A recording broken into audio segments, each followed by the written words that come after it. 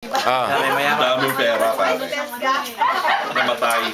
Sa will niya, lahat ng pera niya, gusto niyang ilagay sa kabaong.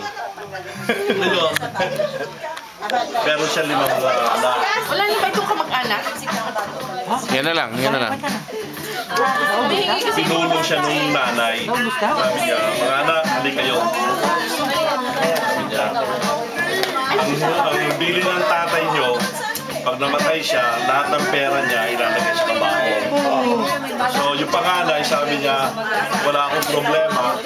Pangalawa, walang problema. Yung bunso may problema.